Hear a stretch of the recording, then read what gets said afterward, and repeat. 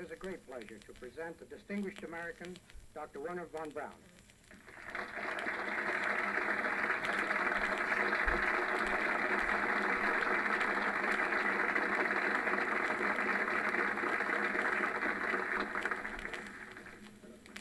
Thank you, Milt, for your kind words. It is a pleasure to join you in Chicago and to participate in this splendid meeting of representatives from industry and the military establishment. And my topic tonight, as Colonel Clark told you, is the acid test. Now, the acid test of men and nations is a measure of their courage and resourcefulness in the face of adversary and peril. Those which have survived crisis have exerted the most profound influences upon mankind's destiny. Those which failed did so because they could not manage abundance and power. Our country has faced agonizing tests more than once during its relatively short history. It emerged each time from the crucible not without scars, but with greater confidence and richer maturity.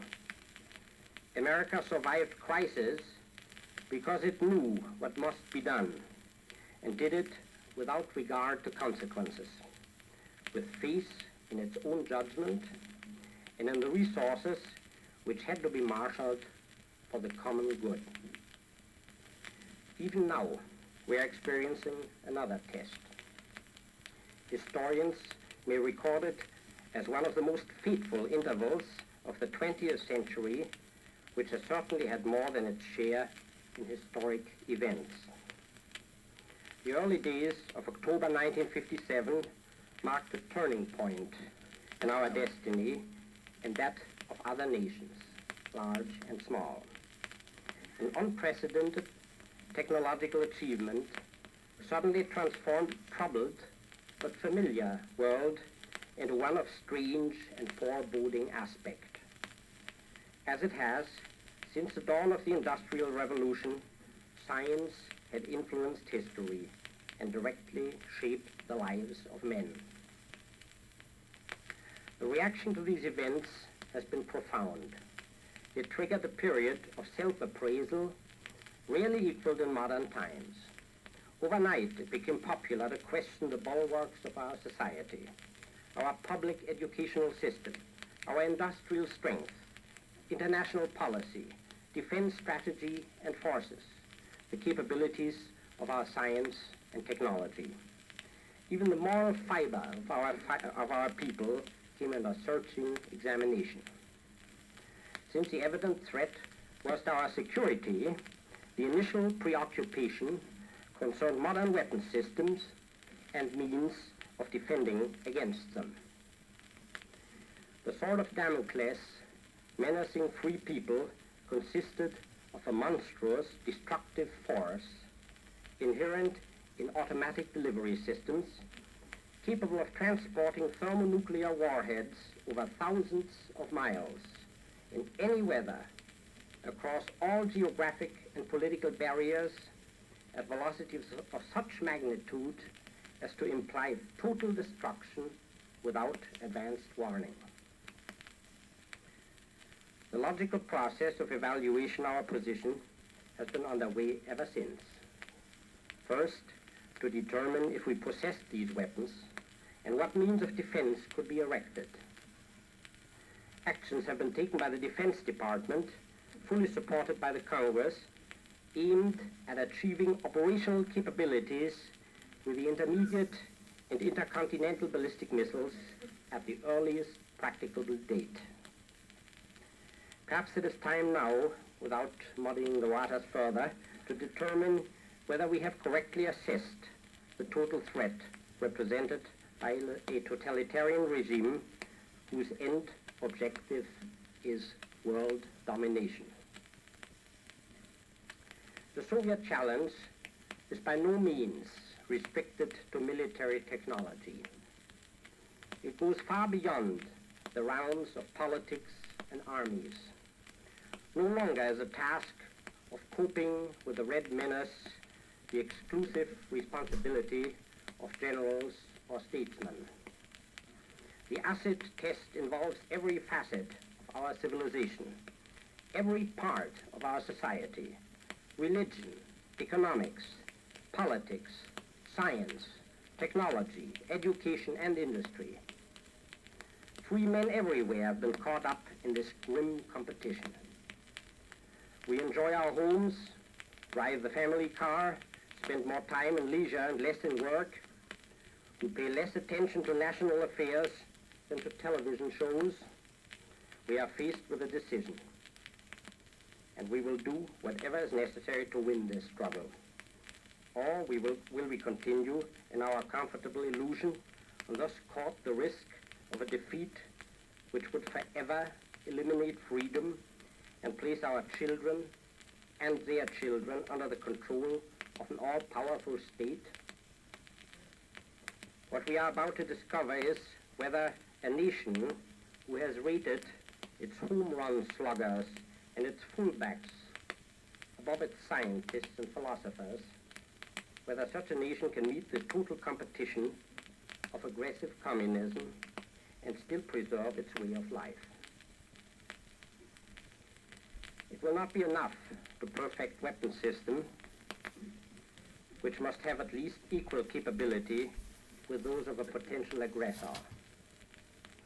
Others have pointed out that the deterrent effect of these machines of war may cancel the possibility of total conflict. It has been argued that this will turn aggression into another direction. That is, the perimeter or brush-type war, in which the huge rockets of great range and mass destructive capability would not be employed. Against this estimate, the Army has reshaped its striking forces and equipped them with battlefield rockets and guided missiles, capable of dealing with any, has met a rare degree of unanimity here and abroad. In sharp contrast, however, wide disagreement has developed over the real significance of that best publicized exploit of communist engineering, the Earth-circling satellite, whose monotonous signal was intentionally audible to listeners everywhere on Earth. Skeptics who refuse to accept the possible until it has been demonstrated have clouded the issue. This is a dangerous state of mind in a day when breakthroughs occur so rapidly that obsolescence of complex weapon systems have become a primary concern. Perhaps the launching of our little explorer helped to redeem our promises, but no amount of explanation or justification why we did not do it ahead of the Soviets, and no amount of mutual backslapping that we succeeded with Explorer on the first try can hide the fact that we have lost ground. We cannot afford to lose much more. It was a grave error in judgment to fail to recognize the tremendous psychological impact of an omnipresent artificial moon visible to anyone with a good pair of eyes and audible to anyone with a simple radio receiver. Another grave error was a failure to evaluate realistically the research, development, engineering, and production capability of a totalitarian state. This lulled us into complacency and led to an underestimate of our adversary, a risky business in any competition. Since I have the dubious privilege of living and working under a totalitarian government for many years, I should be able to discuss this topic with some degree of competence. Anyone who says that science and technology cannot flourish in a police state does himself and his country a great disservice. It is generally recognized, of course, that personal freedom of movement and thought and a free exchange of ideas are essential to scientific advance. From this, however, many people erroneously conclude that genuine scientific work is impossible in the climate of a dictatorship. let me clear up this notion once and for all, in the interest of arriving at an honest appraisal of our situation, by citing my personal experience at the Peenemünde Rocket Center in Hitler's Germany. Neither I nor any of my associates were ever required to submit a travel itinerary in advance at Peenemünde, whether for a short business trip or a vacation lasting several weeks. Throughout the war, we had intimate, continuous contact with 36 universities and technical research institutions. They performed research and development in support of our missile programs under contracts, and these contracts were so broadly worded that they permitted those institutions an extremely wide latitude in implementation. Discussions and symposia, quite familiar to those conducted in this country, were held frequently. Many ideas were generated in this truly liberal academic environment. True, these ideas related exclusively to our technical concerns and not to politics, but they are successfully applied even today in rocket and missile activities. As far as personal freedom of movement is concerned, as well as free exchange of technical ideas in the strictly scientific and technological sphere, that is, it would thus simply be misleading to assume that things were much different than in a free country. The heavy hand of dictatorship was rather felt in another area.